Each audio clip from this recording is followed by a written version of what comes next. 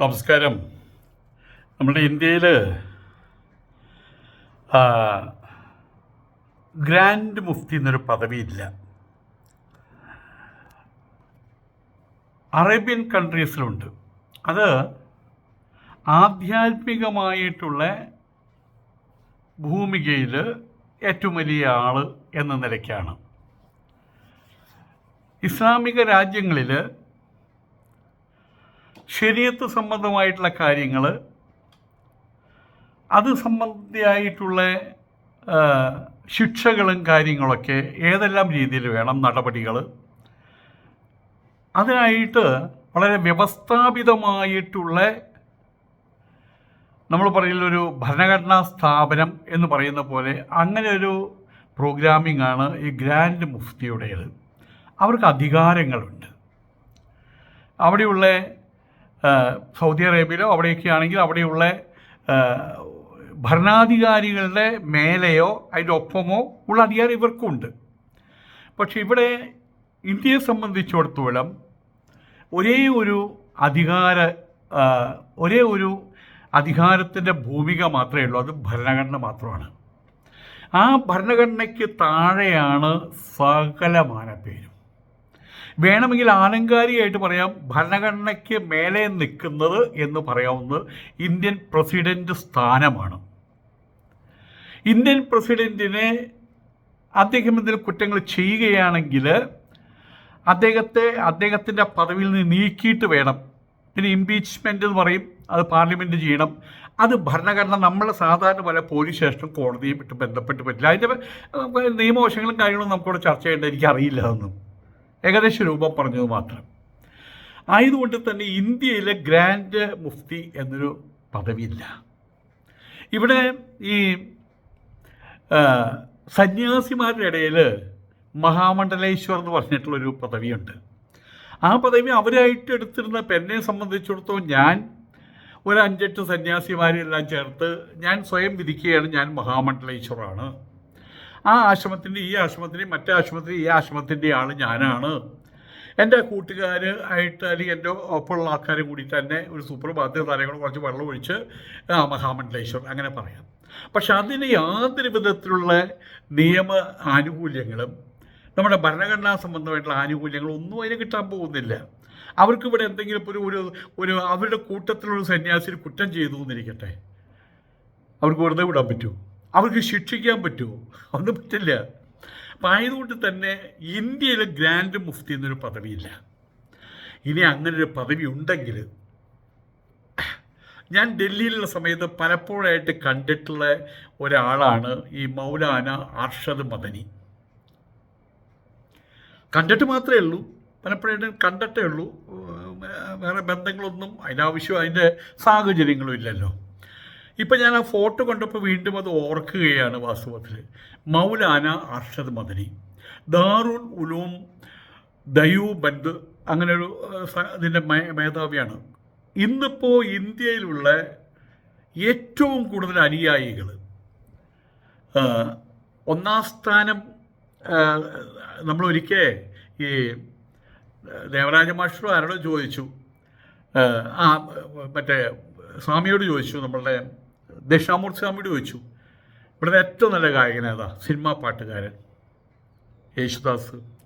2ാം സ്ഥാനോ യേശുദാസ്, 3ാം സ്ഥാനോ യേശു തന്നെ. എടോ ഒരു 90ാം സ്ഥാനത്തിന് അപ്പുറം ചോദിക്കുക, അപ്പോൾ അതിന് അടുത്ത ആളുടെ പേര് പറയാമെന്ന്. അപ്പോൾ ഈ 1ാം സ്ഥാനം കഴിഞ്ഞുകൊണ്ട് 2ാം സ്ഥാനം വരില്ല, ഗ്രേഡ് കൂടി നോക്കണം. അപ്പോൾ ആ രീതിയിൽ നോക്കുന്ന സമയത്ത് ബഹുമാനപ്പെട്ട മൗലാന അർഷദ് മദനി അദ്ദേഹത്തിൻ്റെ അനുയായികളുടെ എണ്ണം വെച്ച് നോക്കുമ്പോൾ 2ാം സ്ഥാനത്തൊരാളില്ല എന്ന് തന്നെ പറയാം. ഇനി എണ്ണത്തിൻ്റെ പേരിലാണ് കണക്ക് കൂട്ടുന്നതെങ്കിൽ കേരളത്തിൽ വരുന്ന സമയത്ത് ഇ കെ വിഭാഗം, ജിഫ്രി മുത്തുക്കോയ തങ്ങൾ നേതൃത്വം കൊടുക്കുന്ന ഇ കെ വിഭാഗത്തിൻ്റെ ആളുകളുടെ എണ്ണം വെച്ച് നോക്കുമ്പോൾ അതിൻ്റെ പകുതി പോലുമില്ല എ പി വിഭാഗത്തിന്. പക്ഷേ ഇതിങ്ങനെ പറഞ്ഞ് പരത്തിപ്പോൾ കഴിഞ്ഞ കുറച്ച് ദിവസങ്ങളായിട്ട് 2-3 ദിവസങ്ങളായിട്ട് ഈ ഒരേ അച്ചിൽ വാർത്ത, ഇത് 2 ക്ലിപ്പുകളാണ് കേട്ടോ. ഇവിടെ യാദൃശ്യമായിട്ട് വേറൊന്നുമില്ല കാണിക്കാൻ. 2 ക്ലിപ്പുകളാണത്. നിറത്തിൽ ചെറിയ വ്യത്യാസമേ ഉള്ളൂ. ഇത് വേറൊരു ക്ലിപ്പാണത്. അപ്പം ഇത് ഒരേ അച്ചിൽ വാർത്തതാണത്. ഇത് രണ്ടിങ്ങനെ ചേർത്ത് വെച്ച് കഴിഞ്ഞാൽ ഇപ്പുറത്തുള്ളതിൻ്റെ അപ്പുറത്തുള്ളത് കാണാൻ പറ്റില്ല. കാരണം അത്രയും കൃത്യമായിട്ട് ഒരേ അച്ചിൽ വാർത്ത ഇതാണ്. ഇത് രണ്ടും കണ്ടോ, ഒരേ അച്ചിൽ വാർത്തതാണ്. ഇതേപോലെ ഒരു സർക്കുലർ അയച്ച പോലെയാണ് ഒരു 500 പേര് ഈ യൂട്യൂബിലും ഇതിലേക്ക് വന്ന് പറഞ്ഞു കേട്ടു. എല്ലാം ഒരേപോലെ. ഈ പറയുന്ന ആള് അവിടെ പോയത് പ്രധാനമന്ത്രിയെ കാണാനാണ്. എത്ര പ്രധാനമന്ത്രിയെ കണ്ടിരിക്കുന്നു. അദ്ദേഹം അവിടെ ചർച്ച ചെയ്ത് ഇന്ന വിഷയങ്ങളാണ്. അത് ജനോപകാരപ്രദമാണ്. കേരളത്തിലെ ജനങ്ങൾക്കും എനിക്കും കൂടി വേണ്ടിയിട്ടാണ് പറയുന്നത്, വേണ്ടിയിട്ടാണ്, മുസ്ലിം സമൂഹത്തിന് വേണ്ടിയിട്ടാണ്. പിന്നെ പുറത്തു വന്ന സമയത്ത് ഏതോ ഒരു കൂട്ടം ആൾക്കാർ, പത്രക്കാർ, CNN ആണ് വന്നത് കേട്ടോ, നിസ്സാരക്കാരൊന്നുമല്ല, വന്നപ്പോൾ അവരോട് പറയാൻ പറ്റുമോ ഞാൻ അയാളെ കണ്ടു, അയാൾ ശരിയല്ല, ഇന്ത്യ മുഴുവൻ മറ്റേ മുസ്ലിങ്ങളെ ദ്രോഹിച്ചുകൊണ്ട് നടക്കുകയാണ്, കൊന്നുകൊണ്ട് നടക്കുക, അങ്ങനെയൊക്കെ പറയാൻ പറ്റുമോ? അപ്പം അത് വളരെ മറ്റേ എന്തായാലും പറയും, മറ്റേ ഒരു തന്ത്രപരമായിട്ട് സ്ട്രാറ്റജിക്കലായിട്ടുള്ള ഒരു വർത്തമാനം അദ്ദേഹം പറഞ്ഞത്. അദ്ദേഹത്തിൻ്റെ ഈ വിവരം എവിടെ കിടക്കുന്നു? നിങ്ങൾക്കൊന്നും അദ്ദേഹത്തെ അറിയില്ല. ഇവിടെ മറ്റൊരു കാര്യം കൂടിയുണ്ട്. ഇതിങ്ങനെ ആ ഒരച്ചിൽ നിന്ന് മറ്റൊരച്ചിലേക്ക്, അതായത് ഫോട്ടോസ്റ്റാറ്റ് കോപ്പി പോലെ എല്ലാവരും ഒരേപോലെ പറഞ്ഞുകൊണ്ടിരിക്കുന്നത്, ഒരു വ്യത്യാസമില്ലാതെയാണ് പറഞ്ഞുകൊണ്ടിരിക്കുന്നത്. ഇവിടെ നമ്മൾ കാര്യം മനസ്സിലാക്കേണ്ടത്, ഡിപ്ലോമാറ്റിക് ആയിട്ട് ഇങ്ങനെ സംസാരിക്കാമായിരുന്നു. അദ്ദേഹത്തെ കണ്ടു, പുറത്തു വന്നിട്ട് ആരും പത്രക്കാർ വരുന്ന സമയത്ത് അദ്ദേഹം ആ ചർച്ച വളരെ ക്രിയേറ്റീവായിരുന്നു. എന്തൊക്കെയാണ് സംസാരിച്ചത് അതിപ്പോൾ മുഴുവൻ നമുക്ക് പറയാൻ പറ്റില്ല. നമ്മളുടെ ഇപ്പോൾ മുസ്ലിം സമൂഹം അനുഭവിക്കുന്ന കാര്യങ്ങൾ, അവർക്ക് വേണ്ടുന്ന അവരുടെ അവകാശങ്ങൾ, അവർക്ക് വേണ്ടുന്ന ചില കാര്യങ്ങൾ, റിക്വയർമെൻറ്റ്സ്, ഇതൊക്കെ ഞങ്ങൾ ചർച്ച ചെയ്തു. അല്ല ബഹുമാനപ്പെട്ട ഉസ്താദെ, ഇവിടെ മുസ്ലിങ്ങൾ അനുഭവിക്കുന്ന പ്രശ്നങ്ങൾ, ബാബറി മസ്ജിദിൻ്റെ പ്രശ്നങ്ങൾ, പശുവിൻ്റെ ഇറച്ചി തൂഞ്ഞ ആളുകളെ തല്ലിക്കൊല്ലുന്ന പ്രശ്നങ്ങൾ, പള്ളി പൊളിക്കുന്ന പ്രശ്നങ്ങൾ, ഇതൊക്കെ നോക്കൂ. ലോകത്തിലെല്ലായിടത്തും പ്രശ്നങ്ങളുണ്ടാവും. നമ്മുടെ വീട്ടിൽ സഹോദരന്മാർ തമ്മിൽ പ്രശ്നം ഉണ്ടാവുന്നില്ലേ? ഇനി കൈ, കാല്, നമ്മുടെ ശരീരത്തിൽ എല്ലാ വിരലുകളും, കണ്ണും കാലും കൈയും എല്ലാ ഇന്ദ്രിയങ്ങളും ശരീരത്തിലും അവിടെ ഉണ്ടാവില്ലേ? ചിലപ്പോൾ കണ്ണിന് കുറച്ച് കാഴ്ച കുറവായിരിക്കും, അല്ലെങ്കിൽ ചെവിക്ക്, അതൊക്കെ എല്ലായിടത്തും ഉണ്ടാകും. പ്രശ്നമുണ്ട്, പ്രശ്നം പരിഹരിക്കേണ്ടതുണ്ട്. പ്രശ്നമില്ലാത്തൊരു ഇന്ത്യ നമുക്ക് കാണാൻ പറ്റില്ല, ലോകത്തിലെല്ലായിടത്തും ഉണ്ട്. ആയതുകൊണ്ട് പ്രശ്നം ഉണ്ടായി പിന്നെ മുസ്ലിങ്ങൾക്ക് മാത്രമാണ് പ്രശ്നം അങ്ങനെയൊന്നും. അപ്പോൾ ആയതുകൊണ്ട് തന്നെ ഈ ചർച്ച കൂടെ അവസാനിപ്പിക്കുക, കാര്യം കഴിഞ്ഞില്ലേ? പക്ഷെ അദ്ദേഹം എന്താ ചെയ്തത്? ഇവിടെ മുസ്ലിങ്ങൾക്ക് യാതൊരു പ്രശ്നങ്ങളുമില്ല, മുസ്ലിങ്ങൾ പരിപൂർണ സുരക്ഷിതരാണെന്ന് പറഞ്ഞു വയ്ക്കാനുണ്ടായത്. അതിന് തിരിച്ചു പിടിക്കാനും പറ്റില്ല. ഇനി മറ്റൊരു കാര്യം കൂട്ടത്തിൽ ഞാൻ പറഞ്ഞോട്ടെ. ഇനിയിപ്പോൾ ഈ നരേന്ദ്രമോദി എന്ന് പറഞ്ഞ ആൾ ഒരു വ്യക്തിയാണ്. എൻ്റെ അത്ര തടിയും ഉയരവും അദ്ദേഹത്തിന് ഇല്ല കേട്ടോ. അത്രയും എനിക്ക് അനുഭവമുള്ളതുകൊണ്ടാണ് പറഞ്ഞത്, നമ്മൾ അത്രയും അനുഭവമുള്ളതുകൊണ്ടാണ് പറയുന്നത്. എൻ്റെ അത്ര തടി ഉയരം അദ്ദേഹത്തിനില്ല. പക്ഷേ അദ്ദേഹത്തിന് എന്താണ് ഇത്രയും ശക്തി? പുറകിലുള്ള ആൾക്കാർ. നാളെ പ്രധാനമന്ത്രി സ്ഥാനത്ത് ഇറങ്ങിക്കഴിഞ്ഞാൽ അദ്ദേഹം പിന്നെ ആരാ? അദ്ദേഹത്തിന് പുറകിൽ നടക്കാൻ ആൾക്കാരുണ്ടാവുമോ? അദ്ദേഹത്തിനെ കയറ്റി കൊണ്ടുപോകാൻ വേണ്ടി 10-60 കാറുകൾ ഉണ്ടാവുമോ? ആ സ്ഥാനത്തിൻ്റെ മഹിമയാണ്. ആ സ്ഥാനം ആരാ കൊടുത്തത്? ഇവിടെയുള്ള അദ്ദേഹത്തിന് വോട്ട് ചെയ്ത ആളുകളാണ് കൊടുത്തത്. ആരാ വോട്ട് ചെയ്തത് നമുക്ക് എല്ലാവർക്കും അറിയാം. എങ്ങനെയാണ് വോട്ട് വാങ്ങിച്ചതെന്നറിയാം. അദ്ദേഹത്തെ സംബന്ധിച്ചിടത്തോളം ഉത്തരേന്ത്യയിലുള്ളൊരു കൾട്ടുണ്ട്. അവിടെ ഹിന്ദുക്കൾ, മുസ്ലിങ്ങൾ വേറെ, ഹിന്ദുക്കൾ വേറെ, ക്രിസ്ത്യാനികൾ പിന്നെ കാര്യമായിട്ടില്ല.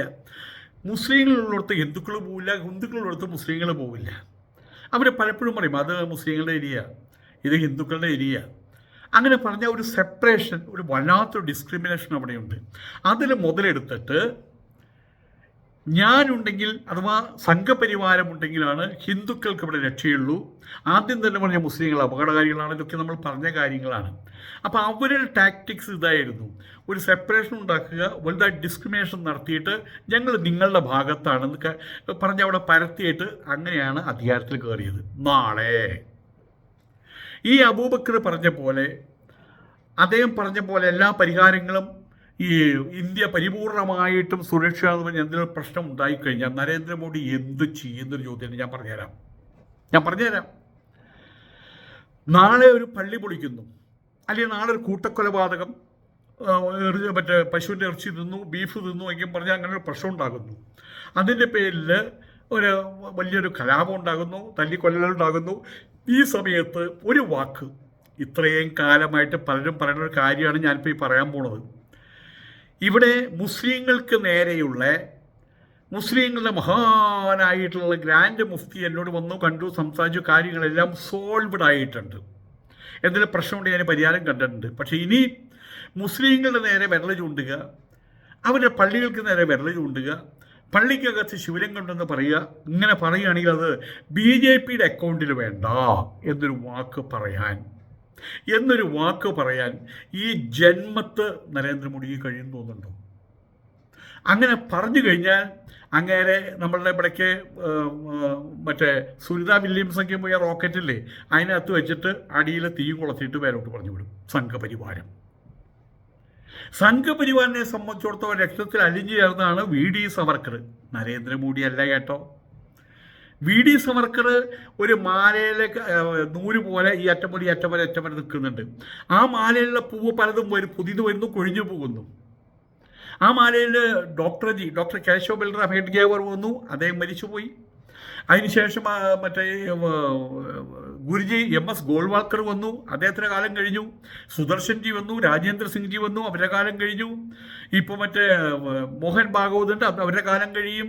അമിത്ഷാ രാഷ്ട്രീയത്തിലുണ്ട്, രാഷ്ട്രീയ മുഖം BJP അവിടെയുണ്ട്, അങ്ങനെ മാറും. അത് കഴിഞ്ഞാൽ പിന്നെ നരേന്ദ്രമോദി മാറും. എന്നാലും ഈ VD സവർക്കറിസം അത് മാറില്ല. അതാണ് അതിൻ്റെ അടിസ്ഥാനം. ആയതുകൊണ്ട് തന്നെ ഹിന്ദുത്വവാദ സംബന്ധിയായിട്ടുള്ള കാര്യങ്ങൾ കുട്ടിക്കാലത്ത് തന്നെ ഈ പറയുന്ന സവർക്കർ പള്ളികളുടെ രൂപമുണ്ടാക്കിയിട്ട് അത് കാലുകൊണ്ട് തൊഴിച്ചിട്ട് അതിനൊരു സംഘടനയുടെ പേര് തന്നെയുണ്ട്, വാനര സംഘടന എന്നൊരു സംഘടനയുടെ പേര് തന്നെയുണ്ട്. എൻ്റെ കയ്യിലേക്ക് അതിൻ്റെ ചരിത്രം ഇരിക്കുന്നുണ്ട്, അതിൻ്റെ കാര്യങ്ങൾ ഇതിലുള്ള ചരിത്രം ഇരിക്കുന്നുണ്ട്. അപ്പോൾ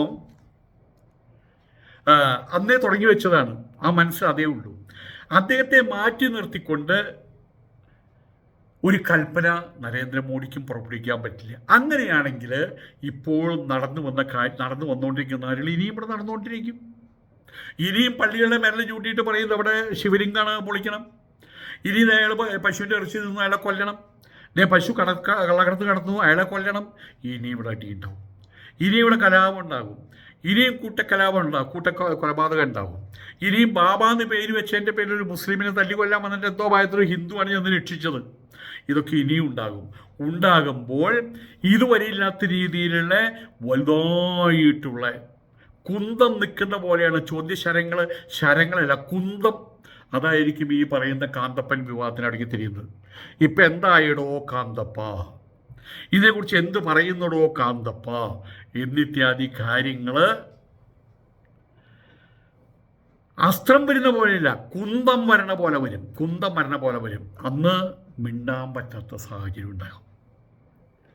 ഇന്ന് തന്നെ അവരുടെ വിവാഹത്തിലുള്ള ചുരുങ്ങിയതൊരു 6-7 പേരിൽ എന്നോട് ഫോൺ ചെയ്തിട്ട് ഒരാൾ എന്നോട് പറഞ്ഞത്, ഏറ്റവും അവസാനം പറഞ്ഞത് എനിക്ക് ഓർമ്മയുണ്ട്. സ്വാമിയെ ഞാൻ ഒരുപാട് ഭള്ള് പറഞ്ഞിട്ടുള്ളതാണ്, കാസർഗോഡുള്ള ആളാണ്, ഒരുപാട് ഭള്ള് പറഞ്ഞിട്ടുള്ളതാണ്.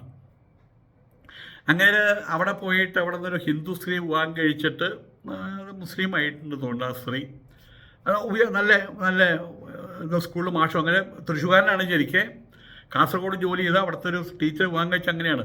ഞാൻ ഒരുപാട് ഭള്ള് പറഞ്ഞിട്ടുണ്ട്, ഞാനതിന് മാപ്പ് പറയുകയാണ് എന്ന് പറയുന്ന അതങ്ങനെ തന്നെ പറഞ്ഞു. അതേ സ്വരത്തിൽ പലരും പറയുന്നുണ്ട്. ഞാൻ എനിക്ക് ഓർമ്മ വെച്ച നാൾ മുതൽ APയുടെ തുടങ്ങിയ മുതൽ അറിഞ്ഞത് മുതൽ APയുടെ ആളായിരുന്നു. പക്ഷേ ഞാൻ പരിപൂർണ്ണമായിട്ട് വെറുക്കുകയാണ്, അറപ്പോട് കൂടിയാണ് നോക്കി കാണുന്ന ഇന്നേത്യാദി കാര്യങ്ങൾ. അപ്പോൾ അതിനകത്ത് തന്നെ ഈ പ്രശ്നങ്ങളുണ്ടാകും. ഇദ്ദേഹം അവിടെ ഉണ്ടാക്കി വെച്ച താജ്മഹലും അതിനകത്തുള്ള നിധി കുംഭങ്ങളും അതേപോലെ എടുത്ത് ഉപയോഗിക്കാൻ അദ്ദേഹത്തിൻ്റെ മകൻ വരുന്ന സമയത്ത് അടിയോട്ടടി അവിടെ ഉണ്ടാവും എന്നുള്ള കാര്യം ഉറപ്പാണ്. ചെതറിപ്പൂ എന്നുള്ള കാര്യം ഉറപ്പാണ്. ഏതായാലും ഗ്രാൻഡ് മുഫ്തി പദവിയുടെ കാര്യമാണല്ലോ നമ്മൾ പറഞ്ഞത്. ഗ്രാൻഡ് മുഫ്തി പദവി, അങ്ങനെ ഒരു പദവി ഇന്ത്യയിൽ ഉണ്ടാകുകയാണെന്ന് വെച്ചോളൂ, പുതുതായിട്ട് ഉണ്ടാകുകയാണെന്ന് വെച്ചോളൂ. അങ്ങനെ ഒരു മുസ്ലിം സമൂഹത്തിന് അവരുടെ കാര്യങ്ങൾ വരുന്ന വീഴ്ചകൾ, ആ വീഴ്ചകൾക്ക് പരിഹാരം അതിലേക്ക് നിർദ്ദേശിക്കാനും വേണ്ടി വന്നാൽ ആ നിർദ്ദേശങ്ങൾ നടപ്പാക്കാനുള്ള അതൊക്കെയാണ് ഗ്രാൻഡ് മുഫ്തി. അങ്ങനെ ഗ്രാൻഡ് മുഫ്തി പദവി ഇവിടെ പുതുതായിട്ട് അതങ്ങനെ കെട്ടിപ്പൊക്കുകയാണെങ്കിൽ ആ പദവിക്ക് അർഹൻ ഈ മൗലാന അർഷദ് മദനിയാണ്. ലക്ഷക്കണക്കിന് അനുയായികളാണ് അദ്ദേഹത്തിനുള്ളത്. ഇന്ത്യയിലെ ഏറ്റവും വലിയ മുസ്ലിം സംഘടനയുടെ അമീറാണ് അദ്ദേഹം. ഈ കാന്തപ്പൻ എന്ന ഖബർ പൂജാരി അദ്ദേഹത്തിൻ്റെ 10% അനുയായികളില്ല. പക്ഷെ അവിടെ കെട്ടിപ്പൊക്കുകയാണ്. ഇപ്പോൾ TV ചാനലുകൾ വരെ പറയുന്നത് കേരളത്തിലെ ഏറ്റവും വലിയ മുസ്ലിം സംഘടനയുടെ നേതാവ് എന്നാണ് പറയുന്നത് കാന്തപ്പനെ. കേരളത്തിലെ ഏറ്റവും വലിയ മുസ്ലിം സംഘടന അഥവാ ആധ്യാത്മിക സംഘടന, ആചാര്യവംശം ഭരിക്കുന്ന, അതായത് ഇത് സമസ്ത മാത്രമേ ഉള്ളൂ. ഇതൊരു ഡൂക്ലി സമസ്ത. ഒറിജിനൽ ശരിയായിട്ടുള്ള സമസ്ത സമസ്തയുടെ തറവാട് ഇപ്പം ജിഫ്രി മുത്തുക്കോയ തങ്ങളാണ് ഭരിക്കുന്നത് അവിടെ, അതിൻ്റെ പ്രീമിയറായിട്ടിരിക്കുന്നത്. അവർക്കുള്ള ശക്തി, അവർക്കുള്ള ആധ്യാത്മിക ബലം, അത് ഒരിക്കലും അവരെ കെട്ടിപ്പൊക്കി പറയാറില്ല.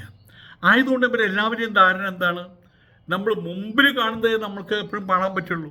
ഒരു കിണറിനകത്ത് നമ്മൾ ഒരു 1/2 ലിറ്റർ വെളിച്ചെണ്ണ ഒഴിച്ചു എന്നിരിക്കട്ടെ, ഇതൊരു കുട്ടിയോട് പറയാം, അതിലെന്താ മോനെ, അത് മുഴുവൻ വെളിച്ചെണ്ണയാണ് പറയും. കാരണം മേലെ വെളിച്ചെണ്ണ മാത്രമേ ഉള്ളൂ, മേൽപ്പാട.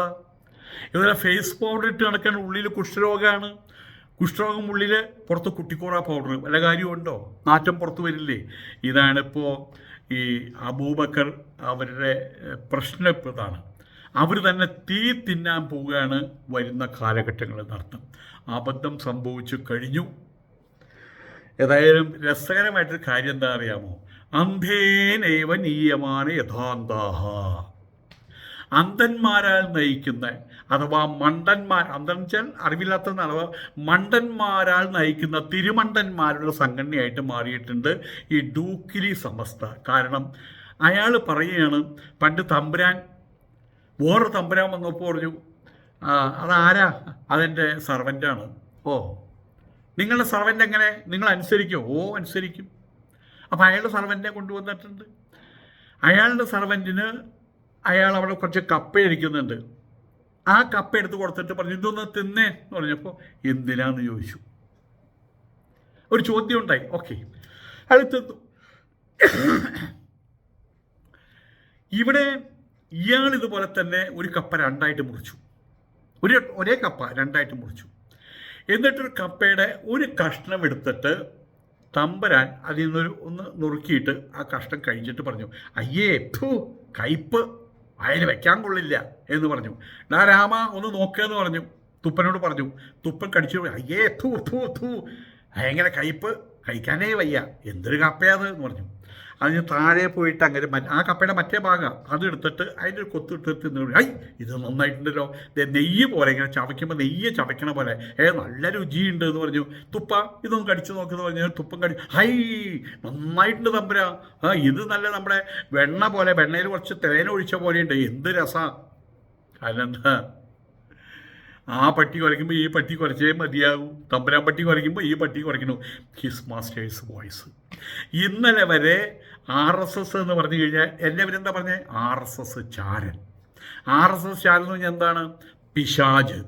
ഈ സ്വാമി കള്ളനാട്ടോ, ഇയാൾ RSS ചാരനാട്ടോ, ഇയാളെ സൂക്ഷിക്കണട്ടോ എന്ന് പറഞ്ഞ ആളുകൾ ഇന്ന് ഞാൻ ദിവസം കാലത്ത് എഴുന്നേറ്റിട്ട് എന്നെ തെറി വിളിക്കുന്നത് ഡിലീറ്റ് ചെയ്ത് കളയണം, അല്ലെങ്കിൽ ബ്ലോക്ക് ചെയ്ത് കളയണം. ഇന്ന് നോക്കിയപ്പോൾ എന്താ, എനിക്ക് ഭയങ്കര സങ്കടമായി. കാരണം എന്താ വെച്ച് കഴിഞ്ഞാൽ എൻ്റെ വീട്ടിലൊരു ത്രേസ്യക്കുട്ടി, എൻ്റെ വീടിൻ്റെ അടുത്തുള്ളൊരു ത്രേസ്യക്കുട്ടിയാണ്. എന്നും അവിടെ ഇടിയാണ് അവരുടെ. അപ്പോൾ ഞങ്ങളൊക്കെ നോക്കി നിൽക്കും കാണാൻ പോയിട്ട്. അവരുടെ ഭർത്താവിൻ്റെ ഒരു പോട്ടർ പൈതാണ് ഭർത്താവിൻ്റെ പേര്. അപ്പോൾ ഇവർ തമ്മിൽ അടി കൂടുമ്പോൾ ഞങ്ങൾ അങ്ങോട്ട് അടി കൂടും, നല്ല അടി കൂടും, മൂക്കെന്നൊക്കെ ചോരയ്ക്കും വരും. അങ്ങനെ കാണാമെങ്കിൽ ഞങ്ങൾ ചെന്നു. ഞങ്ങൾക്ക് വലിയ സംഭവം കാണാം, വീടിൻ്റെ അടുത്താണ്. അവിടെ പൊട്ടുന്ന സമയത്ത് പറയും, ഞാൻ അവിടെ ത്രേസ്യക്കുട്ടിയിട്ട് അവിടെ കരമ്പിച്ചെന്ന് പറയും. അപ്പോൾ എൻ്റെ അമ്മൂമ്മ പറയും, അത് നോക്കി കിടന്നോളോ എന്ന് പറയും. എന്നാലും ഞങ്ങൾ പോയിട്ട് നോക്കി നിൽക്കും അവിടെ. അങ്ങനെ ഒരു ദിവസം ഈ റപ്പായി മരിക്കുകയാണ്. ഭയങ്കര നിലവിളി, ഈ സ്ത്രീ ഭയങ്കര നിലവിളി. ആ നിലവിളിയുടെ ഇടയിൽ അവർ പറയുന്ന വാക്ക് എന്താണെന്നറിയാമോ? ഇനി എന്നെ തല്ലാൻ ആരുണ്ട് എന്നാണ് ചോദ്യം.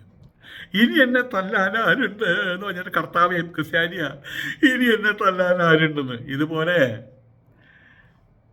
ഇന്നലെ മുതൽ സ്വാമി RSSൻ്റെ ചാരൻ. അപ്പോൾ RSS വൃത്തികെട്ട സംഘടന ആയതുകൊണ്ടല്ലേ RSSൻ്റെ ചാരനായിട്ട് എന്നെ അവരോധിക്കുന്നത്. എന്നെ ഇഷ്ടമില്ലാത്ത ആൾക്കാർ എന്നെ അവരോധിക്കുന്നത് അതുകൊണ്ടല്ലേ അവരോധിക്കുന്നത്. അപ്പോൾ RSSനെ സപ്ലിമെൻറ്റ് ചെയ്തു. RSSനെ അവർ ആനാവെള്ളം തളിച്ച്, ക്രിസ്ത്യാനികൾ പറയുന്ന പോലെ ഈ ആനാവെള്ളം തളിച്ച് അവർ സുഹൃതക്ഷയം ഇല്ലാതാക്കി സുഹൃതത്തിലേക്ക് ആനയിച്ചു. ഇന്നിപ്പോൾ RSS പറയുമ്പോൾ തീക്കുടിയും അവരുടെ പേനൊലിക്കുകയാണ്. നരേന്ദ്രമോദി എന്താ പറഞ്ഞിരുന്നത്? പിശാജ്, കശ്മലൻ, അയാള്, അവൻ എന്ന് പറഞ്ഞു. ഇപ്പം എന്താ പറയുന്നത് അറിയാമോ? ഇന്ത്യൻ പ്രധാനമന്ത്രി നമ്മുടെ പ്രിയങ്കരനായിട്ടുള്ള നരേന്ദ്രമോദിയെയല്ലേ കാണാൻ പോയത്. നമ്മുടെയും പ്രധാനമന്ത്രിയല്ലേ നരേന്ദ്രമോദി ജി ജി ജി ജി ജി ജി പറയിപ്പിച്ചു എന്നുള്ളതാണ്. ഇതാണ് ചവിട്ടി നാക്ക് പുറത്തേക്ക് ചാടിക്കുക എന്ന് പറയില്ലേ. എന്ത് പറഞ്ഞാലും, അതായത് രാജാവിനെ നമ്മൾ പുകഴ്ത്തണം. ഞാൻ പുകഴ്ത്തില്ല. അപ്പം എന്ത് ചെയ്തു? ചവിട്ടി, നെഞ്ചിൽ ചവിട്ടി നാക്ക് പുറത്തേക്ക് ചാടിച്ചു. എന്നിട്ട് നാക്കിന്ന് വരുന്ന സ്വരം രാജാവിനെ അംഗീകരിക്കുന്നതെന്ന് പറഞ്ഞ് അങ്ങനെ കഥയുണ്ട്. ഇതുപോലെ ചവിട്ടി കൂട്ടിയില്ലേ, എല്ലാത്തിനെയും നാക്ക് പുറത്തേക്ക് നീട്ടിയില്ലേ. ഇപ്പം എല്ലാവരും എന്തായി? അല്ലാഹു അക്ബർ എന്നുള്ളതിന് ഞാനത് പറയാൻ പാടില്ല, കാരണം അത് കേൾക്കുന്നവർക്ക് ഇഷ്ടപ്പെട്ടില്ല. എങ്കിൽ പോലും അല്ലാഹു അക്ബർ മാറ്റി വയ്ക്കുക. ഇപ്പോൾ ഇവരെന്താ പറയുന്നത്? ശ്രീരാം അക്ബർ, ജയ് ശ്രീരാം അക്ബർ, ജയ് ശ്രീരാം അക്ബർ എന്നായില്ലേ ഇവർ വർത്തമാനം. വാസ്തവത്തിൽ അവിടേക്ക് എത്തിച്ചില്ലേ ഇവരുടെ കാര്യങ്ങൾ. ഇനി മറ്റൊന്നുണ്ട്, നാളെ ചെവിടത്ത് അടി കിട്ടുന്ന സമയത്ത് ഇവരെന്ത് പറയേണ്ടി വരും? തല്ലിക്കോ, എത്ര വേണമെങ്കിൽ തല്ലിക്കോ എന്ന് പറയേണ്ട ഗതികളിലെത്തിയില്ലേ. ഇനി RSSകാരുടെ ഭാഗത്തുനിന്നും സംഘപരിവാരത്തിൻ്റെ അടുത്തുനിന്നും BJPയുടെ അടുത്തുനിന്ന് ഒരു ചവിട്ടി കിട്ടിക്കഴിഞ്ഞാൽ അവരൊരു ചവിട്ടി എന്ന് പറയാൻ പറ്റുമോ? ഏതോ ഒരു സിനിമയിൽ നമ്മളുടെ വെഞ്ഞാറമൂട്ടിൽ തമാശ പറയുന്ന ആളുണ്ടല്ലോ, അയാളെ നമ്മളെ സ്പടിയൻ ജോർജ് ഏട്ടൻ ഇടിച്ചിട്ട് അയാളെ ഇതിൽ തോളത്ത് തൂക്കിയിട്ട് വരുന്ന സമയത്ത് പറഞ്ഞു, ഞങ്ങൾ പണ്ടത്തെ സുഹൃത്തുക്കളാണ് എന്നൊക്കെയും പറയും. അങ്ങനെ ഇടി കൊണ്ടിട്ടാണ് വരുന്നത്. പക്ഷേ ഞങ്ങൾ അടുത്ത സുഹൃത്തുക്കളായതുകൊണ്ട് എനിക്ക് ഉറക്കം വന്നപ്പോൾ അദ്ദേഹം തോളത്തിട്ട് കൊണ്ടുവന്നാന്ന് ഇവരുടെ ഗതികേട് വന്നില്ലേ. ആ ഗതികേടിലെത്തിയില്ലേ. ഇതിന് ഞങ്ങൾ പറഞ്ഞൊരു വാക്കുണ്ട്, സ്വയം കൃതാനർത്ഥം. സ്വയമായിട്ട് ചെയ്യുന്ന ചെയ്തികൾ, അതിൻ്റെ അനർത്ഥങ്ങളാണ് ഇപ്പം ഇനി അനുഭവിച്ചുകൊണ്ടിരിക്കുന്നത്, ഇനി അനുഭവിക്കാൻ പോകുന്നതെന്നർത്ഥം. എത്ര തന്നെ വൈറ്റ് വാഷ് ചെയ്താലും ആരോ പറഞ്ഞ വെള്ളത്തിന് പെയിൻ്റ് അടിക്കുന്ന പോലെ ആകുള്ളൂ കേട്ടോ. നമസ്കാരം.